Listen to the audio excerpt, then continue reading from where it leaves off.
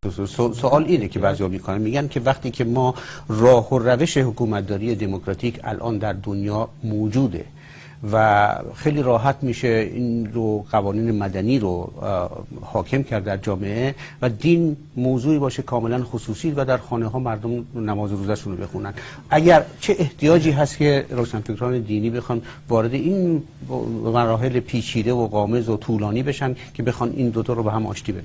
ببینید، این رو کسی میگه که چندان به دین یا اعتقادی نداره یا او رو مهم نمیشماره، اما کسی که هم اعتقاد داره هم مهم میشماره هم نقش مهم اجتماعیش رو میبینه هیچ وقت اینجوری سخن نمیگه. یه موجودی به نام دین در جامعه ما به نام اسلام بسیار پرتوان و پرقوت ایستاده است. اینو نادیده گرفتن یا تقلیل دادن به نماز و روزه یا به احوال خصوصی اشخاص و مردم رو دعوت به کنار گذاشتن اونها از صحنه اجتماع کردن اصلا موضوع رو حل نمیکنه. صورت مسئله رو کاغذ پاک میکنه، حتی در جامعه هم پاک نمیکنه. اینطوری اصلا به سراغ دیانت در جامعه ما نمیشه رفت. ببینید، بنده معتقدم یه روشنفکر دینی ناگزیر این اعتقاد داره که در دین خوبی‌هایی هست که بر بدی‌هاش میچربه و به همین سبب به او هنوز میچسبه و متوسل است و نمیخواد او رو از دست فرو بگذاره. این یک جنبه کار که برگشت به اعتقاد میکنه. جنبه دیگه هم تو حضور قوی اجتماعی و سیاسی دین است.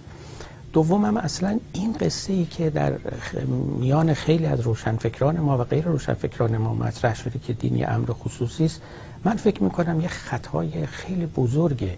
دین هیچ وقت امر خصوصی نبوده، امروز هم نیست، در دموکراسی ها هم نیست، در لیبرال دموکراسی هم نیست. چطور میشه دینی امر خصوصی باشه؟ شما وقتی که یه اعتقادی دارید، این اعتقادتون تو تمام رفتارهای شما ریزش میکنه. در همین آمریکا که الان بنده و شما نشستیم و با هم سخن میگیم، مردم که اعتقاد مسیحیت دارن هیچ وقت به رئیس جمهوری که غیر معتقد به مسیحیت رأی نمیدن. یعنی اصلا دین امر خصوصی نیست، همه جا خودشون نشون میده.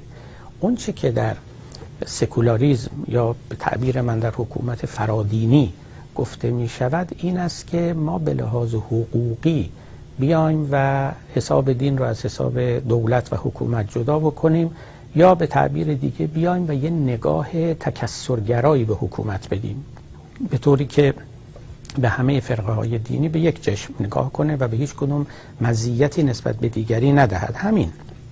اما اینکه دین به عرصه خصوصی برود نمیرود. بعدش هم اسلام واقعا نشان داده که خیلی سخت جانی میکنه و در بسیاری از مسائلی که امروز سیاست حرف داره اونم حرف داره. آشتی دادن اینها، به میان آوردنشون مهمه. نکته بعد این که جناب آقای فانی، اساساً ادیان و خصوصاً اسلام ما کار نداریم به این که حالا کسی به او معتقد باشه نباشه، یه منبع مهم برای الهامگیری در مسائل اخلاقی و رفتاری آدمیانن.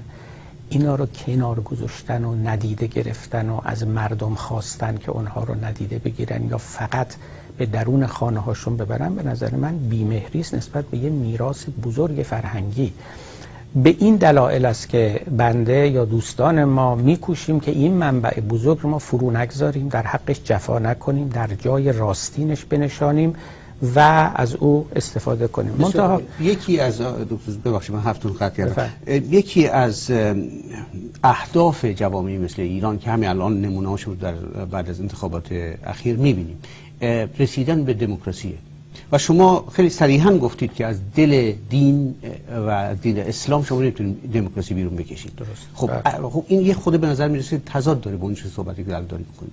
نه خیر، چه تضادی داره؟ ببینید، من از تسالم و تصالح یا بگیم ملائم شدن دموکراسی و دین سخن میگم و این غیر از بیرون کشیدن دموکراسی از دین. بله، من و دوستان ما همیشه صریح بودیم در این امر که از دل دین نمیتوان دموکراسی بیرون آورد و یعنی یک نظمی که امروز به نام نظم دموکراتیک خوانده می شود با همه اجزا و ارکانش، اینا نه، اینا قابل استخراج از متون دینی است. اما مسلمان ها می توانند یه زندگی دموکراتیکی داشته باشند. مسلمان ها می توانند چنان با همدیگه زندگی بکنند که این زندگیشون و نظم سیاسیشون مبتنی بر استبداد نباشه، مبتنی بر خشونت نباشه، از حقوق مساوی برخوردار باشند و بسی از تعلیمات دینی رو که در اخلاق گفته‌اند اینها رو به عرصه سیاست بیارن. ما یکی از مهمترین چیزایی رو که الان کم داریم و مورد تأکید روشنفکری دینی است این است که به جای اینکه فقه رو به عرصه حکومت بیارید، اخلاق رو به عرصه حکومت بیارید، اخلاق دینی رو. این اخلاق دینی خیلی نکته‌های مهم و سنجیده داره. به هر حال همین دو کلمه، یه وقتی یکی از کاندیداهای ریاست جمهوری از من خواست که یک شعار به او معرفی کنم که در تبلیغات خودش به کار ببره. گفتم شما همین نیم بیت حافظ رو بگو: با دوستان مروت، با دشمنان مدارا. بسیار خوب. حالا شما این بحث رو کشیدین، احتمالاً این کاندیدا ممکن آقای کروبی بوده باشه، به احتمال خیلی زیاد، به دلیلی که شما ازش حمایت کردید. ولی این خیلی جالبه که شما اصولاً اسلام منهای روحانیت و از این حرفا مطرح میکنه و در این حال در انتخابات اخیر شما جانب یا حمایت از آقای کروبی کردید که یک روحانیه. این چطور توضیح میدید؟ روحانیت غیر از یه روحانی خاصه. روحانیت یک صنف، یک قشر، یک منافعی داره، یک ارتباطات درونی خودش داره، بنا به تعریف بنده ارتزاق از راه دین میکنه، مدارجی در درونش هست. وقتی که شما واردش میشه اصلا یک واقعا شخصیت دیگری پیدا میکنید و جهان بینیتون عوض میشه. این در جای خودش. اما اگر از من کسی بپرسه مثلا مرحوم آیت الله طالقانی یا همین جناب آقای کروبی دیگه، بله اینا روحانی هن. خدا رحمت کنه مرحوم آقای بازرگان رو، وقتی که آقای طالقانی وفات کرد و ایشون در مجلس ترحیمشون سخن میگفت، میدونید چی گفت؟ یکی از جمله هایی که بیشتر افراد در اون زمان نپسندیدن این بود، گفت یکی از مزایای آقای طالقانی این بود که روحانی نبود. توجه فرمایید، به این معناست. آقای کروبی بله تحصیل کرده حوزه علمی قومن، تحصیل کرده دانشگاه هم هستند و به هر حال در شؤون و مشاغل روحانی و غیر روحانی هم بودند، البته نه در مدارج بسیار عالی. و من حق هر ایرانی میدونم که در سیاست دخالت کنه، چه در کسوت روحانی باشه چه در کسوت غیر روحانی. فرد نگاه می‌کنید. بله. وقتمون خیلی خیلی محدود، کمتر از یک دقیقه وقت داریم. اگر یک سوال دیگه من شما بکنم و اون اینه که این وقایع اخیر ایران، شما چقدر خوشبینین که اینها واقعا به اون نتیجه دلخواه به زودی برسه؟ نه به زودی نه، ولی من بسیار خوشبینم برای اینکه من حالا وقتمون کمه. خلاصه حکومت ایران میکوشید که هر آلترناتیوی رو بزنه. در دست به دست شدن قدرت همیشه شما یک زوال مشروعیت دارید به علاوه یک آلترناتیو. زوال مشروعیت در مورد حکومت ایران به نظر من به طور کامل صورت گرفت. حکومت ایران همیشه نگران از ظهور یک آلترناتیو بود. هر کسی که آلترناتیو بالقوه بود سرش رو میزد.